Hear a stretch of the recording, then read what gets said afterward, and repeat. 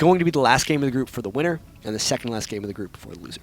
And it's going to be very, very interesting. We can see, look at the bans coming out from Curse, Lee Sin, Jarvan, and I think this is the first ever competitive Karma ban. Yeah, it's sad.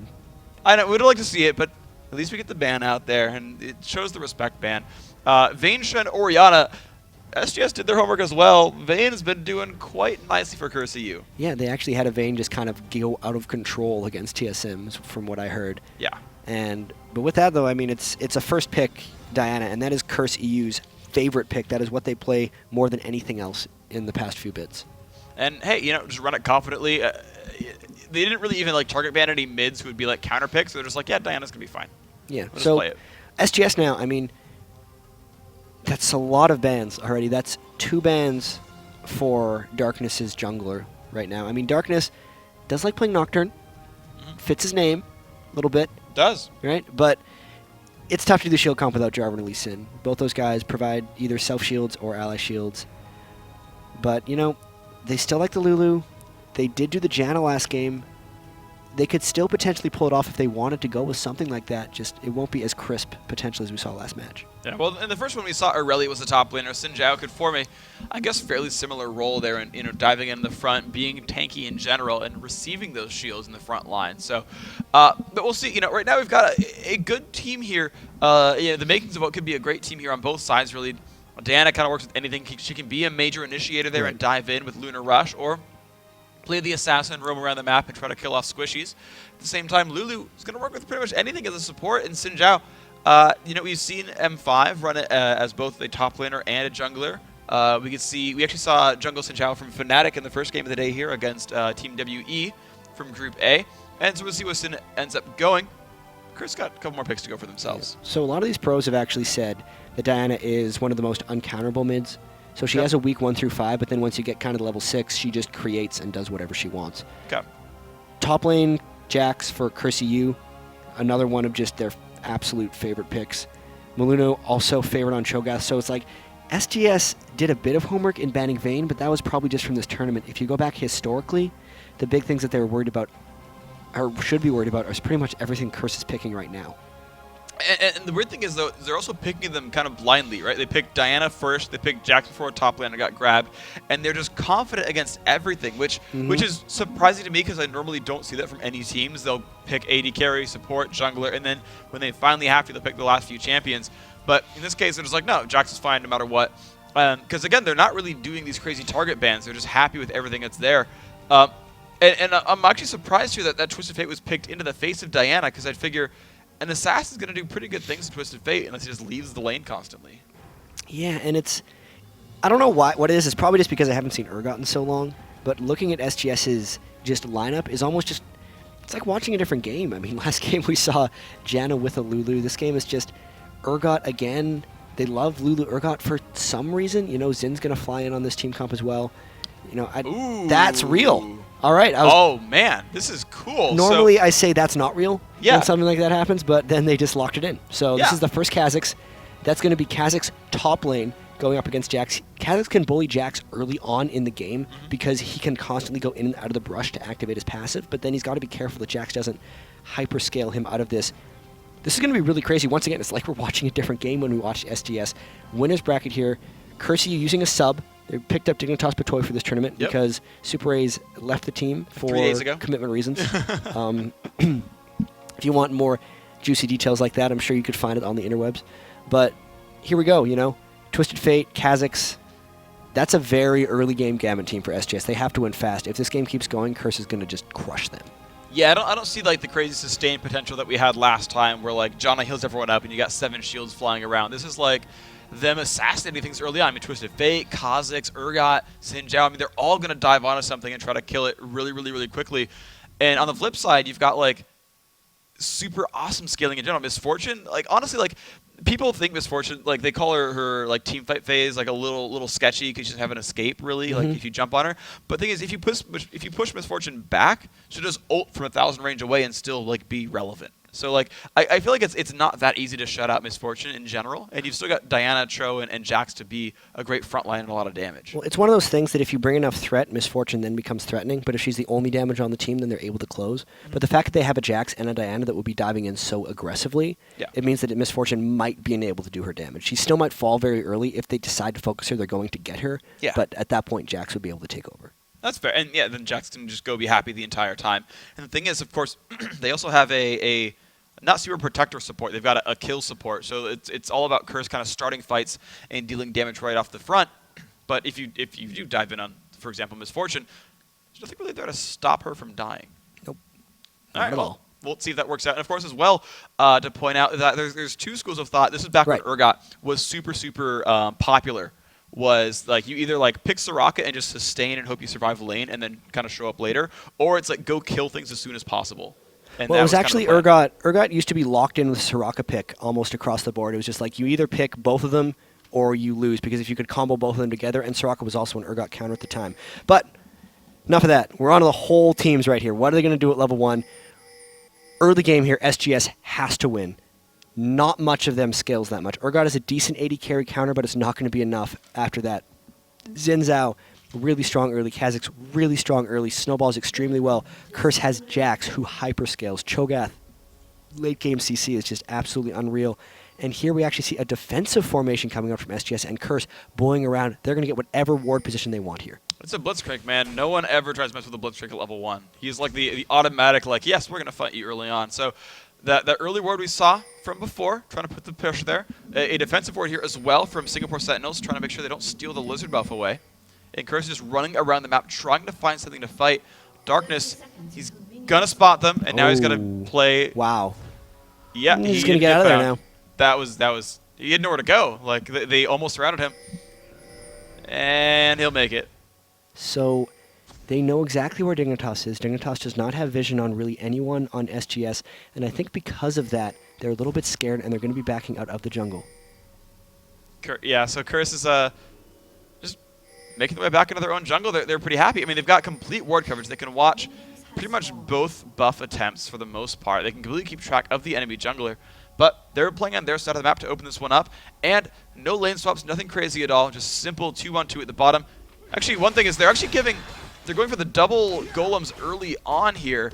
I've not seen that one actually in quite a while. Yeah, that is a very strange jungle start for them. They actually traded and shared some of the experience with Kha'Zix. That's a little odd. Xin Zhao does kill rates fairly well by himself and might just want to do the full sweep of the jungle. But even then, normally you just see him start red and then roll through to blue. But with that, unequivocal on Kha'Zix should hit level 2 first in the top lane. That'll let him bully. Darkness still got to level 2 very quickly. Oh, you know what it might have been? There was the ward in their jungle. They didn't want to give it. They knew the ward was there. They could have started at double golems, so they didn't give away Xin Zhao's position, which could catch Jax by surprise up top. They're coming up for an early gank. He's going to try to jump in from the side. He's got the dash and the knock-up. The difficulty is Twisted Fate did run down from Lizard buff and reveal that that's what he's going for. But Angus is playing aggressively early on. That's going to get him caught out. At the very least, it's Flash. At the very least, he's going to jump in. Here comes the slow. Can he get the knock-up? There it is. He's going to try to push him down. He's going to flash, but it's too late. The Ignite is on, and that's first blood right away. Nice pickup there. Singapore Sentinels starting it off right. Angus getting a little greedy there. If he would have flashed away immediately, I think he would have lived, and they probably wouldn't have tried to dive through. But because of that, you know, Kha'Zix does snowball well. We have not seen any Kha'Zix in competitive. This is the first we have seen of him. SGS pulling out all the stops, drawing a Karma ban, picking Urgot, handpicking Kha'Zix. So definitely a different style from Singapore and the early first blood. Yeah, I've only actually seen Kha'Zix once before. I was actually watching a stream yesterday, or Wednesday, or Tuesday or Wednesday, and it was Fnatic against Pharrell and Lord's team, alternate. Mm-hmm. And Shuche ran him mid, and Max W, and it was just like, I'm going to poke at things all day, and he ended up winning the lane overall by playing mid Kha'Zix. So we've seen him actually in a number of places now throughout competitive play. But yeah, you don't see much in lands. Curse actually, sorry, quick stop there, but they invaded and stole away the Golem buff, and that was given to Cho'Gath. So traded first blood on one side, but the Golem buff steal is really important on the other. Right, now he's really just catching SGS off guard, able to just fully invade and brute force that one. They weren't quite ready to respond to it, trying to get back at Xin Zhao a little bit for ganking top early. But we're going to have to keep track of Kha'Zix as this game moves on just to see what he decides to skill and what he evolves as well, because I've seen Kha'Zix go many different ways. I'm very curious to see what Equivocal decides to go there. And Chowie, got to be a little careful of Maluno coming in mid lane, but he's pushed it so far back. Extinct really just making sure he gets his early farm. Diana not strong early on, and really just trading farm in mid lane, doing quite a good job of it because that's 21-19, dead even. Yeah, and we're seeing, still a 600 gold lead, just 4.5 minutes in. Not a lot of crazy moves been made so far. You got a blue buff steal from Curse. You got first blood for Singapore Sentinels. Otherwise, pretty much standard lanes, pretty equal farm on all sides, and you're just kind of seeing these lanes match up. Now, we have seen Misfortune play pretty aggressively against Urgot overall. Seen a couple of times. Top lane, something's happened here. Top lane, Maluno is going to get found out by Darkness. Looks like it's a 2-on-2 coming in here. Sinjar trying to escape away, going to get stunned up by Angush. The knock up there as well. Darkness getting so pushed down. Equivocal trying to help out. Will he chase down for this kill? No flash for Angush. Equivocal's actually going to jump over, dodges the rupture, and now Angush is pretty much isolated here. He is alone. Maluno, though, still chasing him down. The rupture goes down. He's going to flash into range. Maluno's going to take that one up. That is a 2-for-0. Curse is going to like that one a lot. And that's going to take it just right back. So any early advantage that Kha'Zix thought he had is kind of gone, even though both kills went to Maluno. Angush getting all of that experience, pulling him, 70 gold difference, and they might even take this tower, which would end that laning phase entirely. The big thing here is, though, Maluno's going to hit 6 real fast, and he got a whole boatload of gold. That's going to be a very, very scary Cho'Gath come late game. And you're going to see him pick up items really, really soon. He's at 1,400, so we can't quite pick up double gold per 10. Maybe you see an early oracles, early boots of mobility. Certainly, at least the heart of gold is going to come out there. And we'll see how much he wants to pressure that map. So there's the mobility coming out. See what the next item pickup is. He's still got almost 800 gold, so maybe he actually just waits for the Philo Stone because it's all he can afford. So there we go, eating words. But certainly, you just said, Maluno's going to be really scary. Mobility Philo Stone early on at 6 minutes. He's going to be putting pressure on this map. And just to clear up a bit of confusion here, is that kind of circular target you keep seeing on people, that's Kha'Zix's isolation mechanic. It'll show a graphic when someone is isolated. His Q will do extra damage if no ally is near him, and he gets a targeting reticule overhead of that. Not sure why that's a spectator, but at the same time, it does let us know what's going on for that. So any confusion there, might have been some since no one's really seen Kha'Zix in competitive, or if you haven't played him specifically, because that's normally only showing up to the Kha'Zix player. So right now, that's what's happening in top lane, and overall, like you said, Maluno's really going to try to put his presence all over the map. And just with the extra movement speed, it's going to be so easy for him to do that as well. You can see him milling about, goes toward the river, got a nice ward put down there to kind of watch Xin Zhao come down towards the bottom half. You can see complete coverage. There's no way that the team can leave the jungle in any meaningful way without getting spotted. Yeah, it's one of those ward the jungle exits. The only way they could sneak in is if Darkness went in. Here's the bottom gank by Chowie, completely failed. So normally you just wait for that level 6 and then try to make a move on Twisted Fate, but when that fails, you really put yourself in a tricky situation because now it's on Extinct with a roam advantage, and you can see that top lane may already be lost because Jax and Angush are just destroying there, and Darkness is still only level 4. He's going to put a little bit of damage onto Extinct. Not enough, unfortunately. The thing is, though, I feel like Equivocal's still okay here because he's been doing well for minions. He's actually above in gold regardless. So, yeah, the turret's gone, of course. That's really risky. But Equivocal, I think, is still okay to stand against it. Sorry, I just grunted there because I thought something was going to happen in the top lane. Angush trying to steal the red buff. Kha'Zix and Darkness are very low, and Maluno sneaking in here with the boots mobility. They cannot defense against this red steal. This is going to be another buff invade for Curse. Yep, it's going to be no one stopping that at all. Angush now with the Lizard buff. He's going to have a much better time at this top lane, actually. He's going to try to freeze that as much as he can, try not to get ganked too much. Patoy actually up there against Hallelujah. A lot of damage coming in there. Patoy getting slowed down. Oh, and it's just a pain from Urgot. Patoy dropped lower and lower. There's the ult from Misfortune. A lot of damage coming off there. Cretan, though, not able to do anything else, really. Just kind of loses the teammate, and that's it. Nice push there, Singapore Sentinels, making it 2-2, 8 minutes in. There's the Urgot play they really like. He got that Brutalizer very early. Very aggressive build. No health or really anything else built on, but it was enough to chunk down Patoy. Popped the ult at just the right moment. Was able to finish that one off. So they kind of lost mid and top lane in all honesty, and it's just the bottom lane that even though they're down in minions with that kill, gives them a bit of a chance, but overall, they're getting pressured in large part because of Maluno, and they got to find a way to get their hands back in this game. A lot of this could be from Darkness trying to take minions in mid lane, but look at that harass by Extinct, barely taking damage.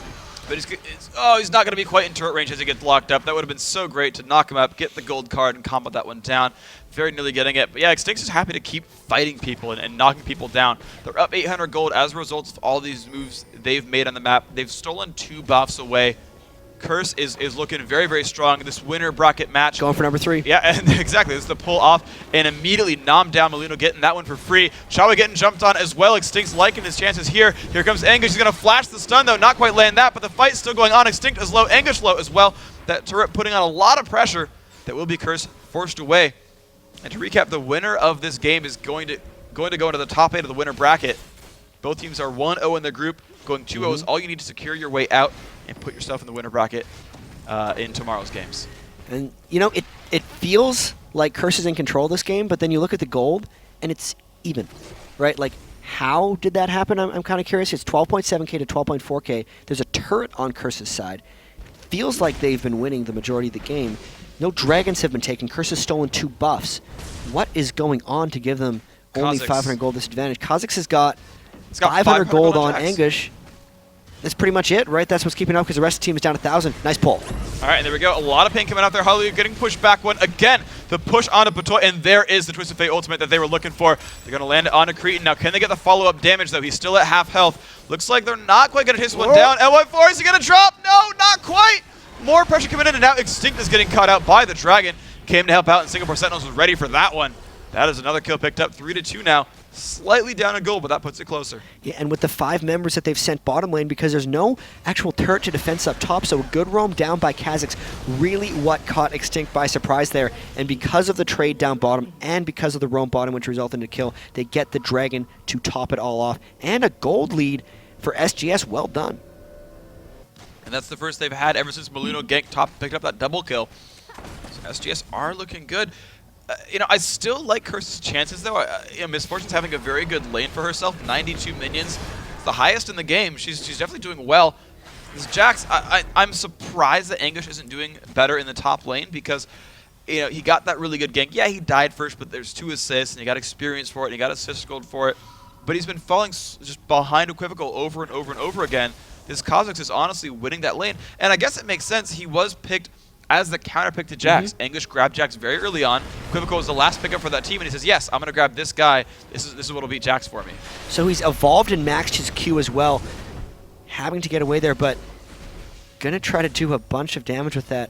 Really, so it's all about isolation here for Equivocal right now, because when you max that Q on Kha'Zix, it only does, if you just mouse over it here, you can see not that much damage without the, it's gone away, but it's about 190 damage without the ISO and 280 with it. But when you evolve it, it's not only the 280, but it's 12% of their missing health on top of that. So, so much of that revolves around the isolation, and it's going to be on Curse to understand how Kha'Zix works and to stay together.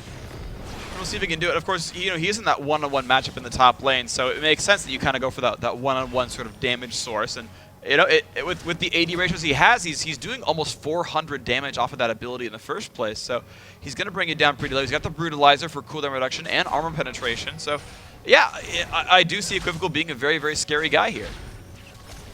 Now, we can move on to the rest of these teams, and we see that it's a lot of tankiness otherwise. I always like Lulu for being a support for like assassins because they're going to dive in, and then Lulu makes you get a free knockup, bunch of free health. You can use her as a focal point for picks. And that team is going to dive in. You've got Xin Zhao and you've got Kha'Zix who are going to dive in and deal just as much damage to the backline as possible. And it being Misfortune, she is catchable and she is killable. She's not super, super tanky. Now, whether that means that Jax, played by Anguish, is going to just control the game afterwards, that remains to be seen. He's not having the best lane so far. But the double sort of assassins here from Singapore Sentinels, I do kind of like it. We'll see if they're able to execute any of this because they have to really do it quickly. You know Anguish, once he gets his Trinity Force, he'll be wrecking people down. Diana's going to be going for a lot of magic penetration. Misfortune, when she gets her items, will be more of a real AD carry than Urgot. The damage from SGS is kind of questionable. It's a lot of physical damage, right? Yeah. Twisted Fate, only magic damage coming out for them. And without any kills, without any successful ganks, he's not gotten there yet. And there's a nice pull, but they might try to counter-initiate this on SGS. He's going to have to just flash away, and they're just going to leave that one alone. Good set of abilities here from Curse. Patoy landing a great rocket grab, forcing Hallelujah to immediately flash out of that one and keep himself alive. But Anguish now in a 1 versus 2 at his turret. They're going to dive into this one. But here comes Chawi as well, a 3-on-1. Equivocal getting pretty low. Anguish still not quite falling. There he goes. Finally falls down. Equivocal trying to run away. And that's going to be a great rupture. Extinct trying to get into range for this one. The feast goes off. Equivocal still trying to run away. Extinct's going to find that one. Nice. Nice shot right there. Picks that one. 1 for 1 there. Really good fall. And that's what you have to do, right? Twisted Fate teleported in, but Extinct just ran and said, I'm going to show up in time. Get that kill to happen. Really Came nice in with move. a hook shot at the end. And that was surprising that SGS decided to go with that dive anyway, because when Chawi threw off his Twisted Fate ultimate, they could see everyone approaching that turret, and they knew they were going to get caught underneath. So they willfully traded, really, a kill for Anguish and a kill for Equivocal. Questionable, in all honesty, if they're not going to come out ahead, because pretty sure everyone knows here that Curse has this game late, unless something is terribly wrong with my understanding here, which has happened in the past. Not going that before. Initially, I thought Urgot sucked late game, but as soon as he becomes an 80 carry assassin, he becomes pretty incredible. We'll see how it goes off. Mid lane, Diana trying to push down. Let's see if TF and Xin can get them off the turret. They're putting on some pressure on Melino, but look at that. Chawi drop below half. Extinct can actually dive back in. Look at that. Solos him underneath the turret. Just needed Melino to take aggro for a couple seconds, and that was all it took. Nice dive right there. That is a scary place to be. Chawi rushed to Lichbane, has very few defensive statistics at all. Really just trying to get that move speed. I've seen a couple Twisted Fates rush this item. It's kind of so you can get your gold card out at just the right moment and trade with it. Kind of, it's more of a ganking item than a death cap, which would be a farming late game item. Yeah. We'll see if he's able to pull any of those off, because if he continues to get dove like that, Lichbane is not a good idea. And another blue steal comes out. Curse is, really controlling the map. Aside from that one, gank bot into Dragon, the whole map seems to have been controlled by Curse here overall. They're going to get another turret for themselves, their third. All outer turrets have now fallen. And again, aside from a couple of farm leads, like that 30 minion difference in the top lane, I feel like they're just kind of winning everywhere. Taking a look, let's look at the gold and see if they actually are winning anywhere. So we see 5,400 to 4,300. Equivocal ahead of Jax, 3,300 to 4,700. So Melino, huge amount of edge there. 5,400 for Diana, 4,700 for TF. 5,000 to 4,700 across the ADs. And the supports, of course, are quite even, because the objectives, actually 3 turrets. 3 turrets. Not giving him the lead on him, so it must be in the runes and masteries. Well, there, he's got an assist. The item rush. So he's got an extra 175 gold from an assist there. Plus the Dragon's going to put him slightly ahead, and he probably got the gold pretend a little bit earlier, going Philosopher's Stone instead of Heart of Gold. Get them out a little bit sooner. So we got a little bit extra gold out of that one. All right, so SGS finally taking down a turret of their own, taking it 3-1. Now the Dragon becomes contestable, because we might see our first big team fight here. All 5 members of both teams around here. Oracle's cleaning up the pink ward. Unfortunate turn of events there for SGS. Curse wants to fight this, I think. SGS needs to fight this, because SGS needs to win now. Well, it's going to be a decent fight for them. They got their ultimates up overall. We'll see if they can dive into anything. Chawi is level 11. He's got some nice wild card spam right there. They just taken right onto the Dragon. They're going for this. Yeah, and they're taking a lot of pain, though. The nice rupture of the lands. Equivocal getting crushed. And look at the ult combo there. Everyone down below half health. I don't see Singapore Sentinels walking away from this one easily. The swap comes off. That might be a little something. They're going to pick up the kill onto Diana, but LY4 trying to run away. Nice flash blocks a lot of it. Anguish still chasing down. LY4 slowed, though, and that's not going to be enough for him. Double kill picked up for Misfortune. They are 4 strong and happy to keep controlling this Dragon if they can. Equivocal, not in the best of places. Can he pick up an isolated kill? He's dead. Unless he can burst Anguish out of nowhere. Close, but not enough. You're right, he does go down. Jack's picking that one up. That fight was so perfect for Curse. Extinct initiated it, and this is why they love Diana so much, because the ult into the vacuum is one of just the best creators, because it's just click on target from 900 range. And he got 4 members in that. That was on top of Rupture while Misfortune was ulting into them. So all 4 of them that got caught in that vacuum were pretty much out of the fight immediately. That wasn't a fight. That was Curse killing SGS, right? Basically, yeah. And if they don't position better than that, there's no chance in fights. It's going to be tough for them to come back even after that. They really have to come up with something creative here. The one thing that they have is at least that Twisted Fate can split push off to the side. Now, maybe it's not enough for them, but at least they can kind of pull the game back a little bit. And now that their outer turrets are all dead, it's a little bit harder for Curse to push. There's these small reasons why I feel like Singapore Sentinels could survive for a short time. And they've still got Super Assassin Kha'Zix. He did drop down Diana at the very beginning of that fight, who's not got any armor yet in this game, so it will still take a lot of damage from Equivocal overall. And at least Xin Zhao scales for free as well. That ultimate's going to give him a lot of armor and magic resist. He's almost level 11, and so he'll be able to be in the front line and kind of tank it out. So there's like elements I see work here for Singapore Sentinels. Obviously, they have some thought that went into their team comp, but it's just a matter of their team comp needs to win early because you can't realistically go against the team fight synergy that Curse has, which we just saw, and a late game Jax, and expect to come out on top. So they really have to find a way of pushing now, but it's on Curse to just keep the pressure on and keep them pushed back because Curse has been the one taking early turrets. Curse has been the one forcing dragons. Curse has been the one initiating team fights. That needs to be SGS. They have to catch people with Twisted Fate ults. They have to catch people with Kha'Zix and catch them off guard so they are isolated. Urgot needs to use his ult to initiate and catch people out of position. If they don't do these things, they're not going to win the game, and they really have to start doing that now.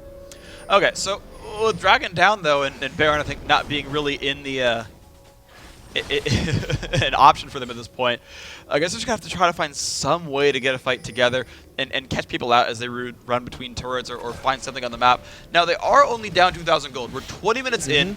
Curse and Singapore Sentinels both 1-0 in their groups. And you can see a small edge here for Curse. 3 kills, 2 turrets, 2,500 gold. They're in the driver's seat. Jat, you're calling a late game victory for Curse unless Singapore Sentinels can turn it around. We'll see if that ends up being the situation. Right now, they're posturing towards this top lane. It looks like Curse is looking to be aggressive. Got to be a little careful. They're a bit spread right now. Misfortune coming in from the back. But SGS paying them a lot of respect. You might actually consider trying to poke around Baron. They have that Oracle still active on Maluno. Taking those 2 early kills and just converting them so well. He's gotten Aegis of the Legion already. He brushed those boots of mobility. Curse really just going wherever they want. SGS continually just having to almost turtle it out. If they get the right kind of initiation on a turret, I think they're going to go for it. Patoy's going to try to get the hook to start a fight. But they do have to be a little bit careful. There's still a lot of shields coming out from SGS, and if they're going to lose a fight, it may as well be on top of an SGS tower. Yeah, so they're going to sit toward the back. Twisted Fate still at the top of the map. His ult is down, so he can't quite participate too quickly. He's going to run back. And, oh my gosh, look at that pull. Darkness, not going to like his chances much. He will ult everyone back and flash out, but he still dies to Extinct. A 1-for-0 so far. The flash, though, English not going to like his chances. Is he going to get low enough? He's not. Cretan ults out and runs away in time as well. But still, it's only been a 1-for-0. Here comes Equivocal off to the side, trying to find Extinct. He's going to jump away. Extinct finds that one. Happy to pick up that kill. English. Another hook. But alive. Oh my gosh, he pulled LY4. Taking a lot of pain here. Maluno, Extinct putting out the damage that they can. Maluno, he will fall down. That's a kill for Urgot here. SGS making that 2-for-1, but Chawi, not in a great place. Either flashes away, would you look at that one? Cretan finds him though, now a 3-for-2. Curse still winning in that fight, but that was back and forth. Was that a 3-for-2? I think that was a 2-for-2 actually. Darkness respawned. He got died dropped that early on. Yep. He got pulled very initially. It's a long fight. But even then, that's not that bad for SGS considering how much they were pressed, and because it once again started with Curse initiating with that Patoy hook. So, not the worst. Pretty good baiting there by SGS. SGS still has the ultimate up on Twisted Fate. Ultimate's up on Kha'Zix. They're going to have to look to try to find their fight because over and over again, Curse is getting Curse's fights and SGS is not getting SGS's fights. And they really have to be the ones to initiate with all the characters they've taken capable of it. Yeah, well, their initiation is not, I think, nearly as easy. We saw actually a very similar team. Actually, let me take that back. So basically, you've got the Blitzcrank there, who's going to be able to actually pull off fights pretty easily. If you have to, Anguish on Jax can leap strike in with Counter-Strike as well and land a little bit of crowd control. And also Extinct, right? He's got the Lunar Rush into the vacuum. So you've got a lot of ways for Curse to start fights. And so, as you've been saying, they're starting fights on their terms. For Singapore Sentinels, it feels a lot more difficult. The range on Urgot's ult, much lower. Chawi with the gold card, I mean, it's not too bad, but like, they don't have nearly the same kind of long range, the fight starts now tools. And so I think Curse can kind of refuse to fight on Singapore's terms for most of this game. Thing is, with Flash Ultimate on Urgot, they can create whenever they feel like it. He'll be so tanky when he gets into that fight. Hook just missing. And you can see a much different build actually coming out from Urgot here. Frozen Heart, Brutalizer, and going into a Last Whisper, as opposed to that Giant's Belt he put early in the last game.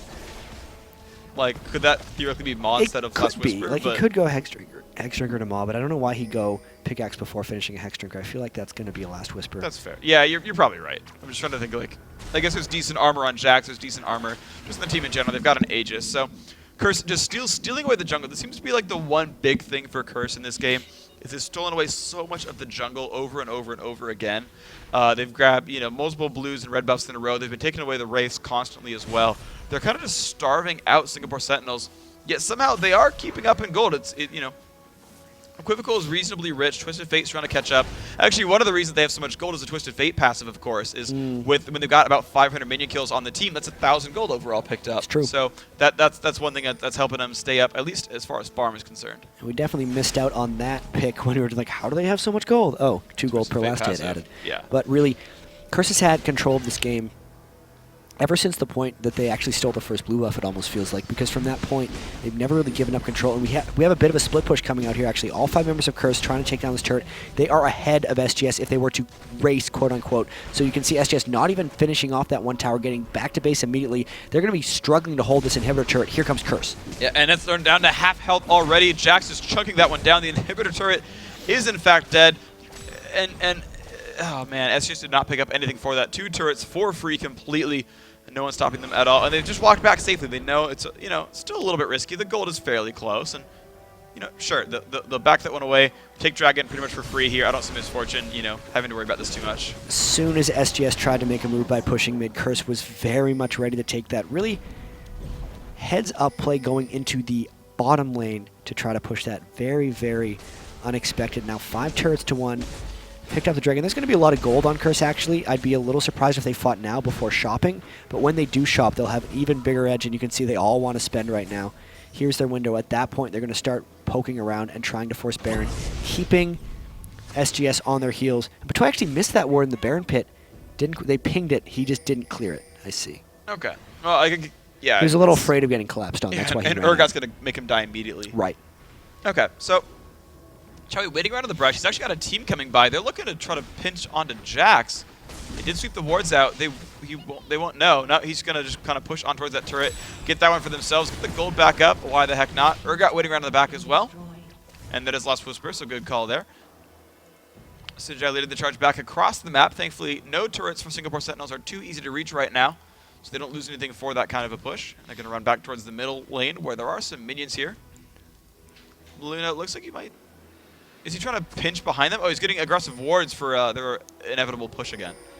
So what is SGS going to do at this point? They've been holding off a little bit. It's scary because you're holding off against a team that's probably outscaling you. You're trying to find... SGS is trying to find just the right window to get back into this game. You can see Angus just split pushing the top lane. Here's the TF out there going in for Creation. That's going to be a kill. And he's completely alone here as well. That is just damage, and I'm surprised he stayed around like that with a TF on the game. So 42-second death timer. They pinged down on the mid turret. That's kind of a window they need to take. Took them 27 minutes, but they finally got a Twisted Fate ultimate off with a good Kha'Zix assassination. They're going to clear their jungle. They have to press something here. They have the death timer. They have an advantage. They got to go. Well, Harla is going to, spam out a couple more of these wards, clear them out. They're really not doing anything with it. I mean, they pinged. I guess they sent 3 mid, but Harla's coming up top. Sinjato's kind of sitting there trying to get the farm. There we go. Gold card's all it's going to take with the Lich Bane. They're going to pick that one up. They've brought it closer in turrets now, 3-5. 27.5 minutes in. They're down only 3,000 gold Singapore Sentinels. And again, the winner of this one is getting out of the group stage with a first place seed from their group. They're going to like that if they can get it. But Curse is in the driver's seat. Curse EU coming off their Tails of Lane victory. They beat Moscow 5 actually 2-0, prompting a lot of discussion. They lost last week at DreamHack. I think they took 4th place. But even then, they're looking pretty strong here with Dignitas Poise to sub, and there's a hook! They're going to find Urgot. He's going to jump over the wall. The silence is there. No swap available for LY4. Dies for free there. Anguish now in the front. Darkness. Everyone is flashing over the wall, trying to chase him down. He flashes away just in time to not drop down to the Cho'Gath. But Anguish and Extinct are making him not like life very much. He's going to fall down 2-0 so far. Cretan very, very low. He has run away from this. Chowie, nice flash as well. Everyone is trying to escape or chase down with that summoner spell. Still came out well for Curse here. The corpse of Urgot, and hallelujah. You've been found by Cretan, but a nice Glitter Lance and a nice exhaust keeps him alive there. But still a 5-on-3, and they're going for Baron. All right, so Equivocal is up. as well as Chowie, but Chowie's bottom, so this is going to potentially be only 2 members trying to disrupt this. They do have their last ward they just threw inside the Baron pit. That is gone as well, so the vision is gone. Equivalent's going to want to steal, but here's the peel. This is trouble. And it's going to be a lot of damage. Hallelujah getting low. Equivocal getting just out. And that's going to be both kills picked up there. The Oracle's down as well. Twisted Fate, he's split push towards the bottom here. He's getting some damage for it. That's nice and all, but the Baron is gone. They've picked up 4 kills in a row. They're recalling back to top Twisted Fate. He won't get more than just this 1 turret here. And with the Baron buff, now is going to be Curse's time to put the pressure on. They have an exposed inhibitor in that bottom lane. Baron buff on all 5 members. Last Whisper being completed onto Creatine as well. So big power push and power play about to come from Curse. They could try to end it within the duration of this Baron buff if they have the aggression. There's not really a huge need to because they feel safe about ending this game regardless. The only form of attrition they'd have to worry about is that bottom 2 turrets being down because of Twisted Fate potential backdoors. But with this, they're going to push up that lane specifically to prevent Twisted Fate from taking it and to get that exposed inhibitor. So they're really covering all of their bases here, trying to finish this one off. Let's see. They're going to pile on towards the bottom of the map right here. That has the most, of course, sort of results. They've killed the most turrets there. That the inhibitor actually laid bare completely. And also by pushing bottom, right, that was the one source of backdoor push available for Twisted Fate, and there's no way he's getting that here. So this is Curse like pushing the easiest lane and the most vulnerable one for themselves. So this is like absolutely like their time to make a huge dent in that Singapore Sentinels base. No turret at all. Baron buff on 5, pushing in. 6,000 gold lead. Jack's pushing the mid lane as well, so they're going to try to split them up maybe a little bit. This is what SGS did so well last game against Meat Playground as they ended with their tankiness. And if that Blitzcrank hook would have landed, either then they get the free inhib and they might engage right off of that. No, they're going to back away and probably try to take out some other routers. Yeah, they are staying safe right here, but that's going to be a big deal, though, because now there's going to be minions constantly stopping that bottom lane and making it very hard for Chowie to ever try to split off this. He has his death cap, that's nice, but it's still going to be very, very hard for him. Just regrouping toward that mid lane. They're going to keep on the pressure here. Jackson already pushed that lane up earlier. Oh, nice try on the pull. Anguish not going to dive the turret for it either, but Chris still has minions. They burned Luluwalt there, unfortunately. Harlequin, or you say Hallelujah, yeah. Harlech. Burned his Luluwalt, unfortunately. And now Curse is looking to just dive straight on the turret. They're going to end right here. And they're just doing so much damage. You can see everything getting pulled back down. The Sinjao putting as much damage as he can, but he's not getting stopped. Wow. He's going to get just crushed right there. He's not able to stop Misfortune. 3 kills, all of them picked up here. Curse just looking so happy right now. That turret's going to fall. The inhibitor is going to be next, and this could be enough minions to take down the Nexus as well. Yeah, and we missed it right there, but Twisted Fate was off. That's why they had so much confidence when they dove that. They knew it wasn't there, and now they just continue. TF comes back to get Blitz hooked. That's going to be the ace. That's going to be the Nexus turrets. And Curse EU, 2-0 in this group and moving on. Yeah, Curse EU, great job right there. Meat Playground versus Teams... Meat Playground? Huh? Was it? It was Meat Playground, right? Yeah, Meat Playground versus Team Solo Mid. The winner of that is going to face Singapore Sentinels, and that match will determine 2nd and 3rd place in that group. We're going to have that. Actually, that should be on Stream 3 either right now or in the near future if you want to check that one out to see how that group progresses. But after that game completes, we'll have the final game of Group C as well. This is going to be such a crazy tournament overall. We're on the first day of 4. Yes. We're not out of group stage yet. It then goes into 16-team double elimination with losers bracket already being half-seeded. So this group has one result, as we just said. Curse is on. Everything's going to be happening. This is going to be it for you and me, though. Yeah, we're done on this stream. We're going to be back at the end of the day, back on the main stage on Stream 1 at the final few matches. But that is going to do it for us. We had a lot of great games here. I mean, these teams fighting it tooth and nail. Singapore Sentinels showing a couple of new things for us. I really like their style. Yeah. Curse EU, it didn't quite work out for them then. There were good bans from Curse EU. Like, banning Karma was actually a good ban. You know, banning Jarvan was strong as well. We'll see how they end up pulling up against here. They're still not into the losers bracket yet.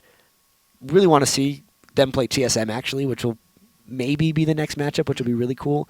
And on paper, I mean, look forward to that because we're not even half done the day. Yeah. So stay tuned, guys. We got more games for you guys. IPL 5, maybe like 1/8 done so far, but so much more League of Legends action to come. Stay tuned, and we'll be back a little bit.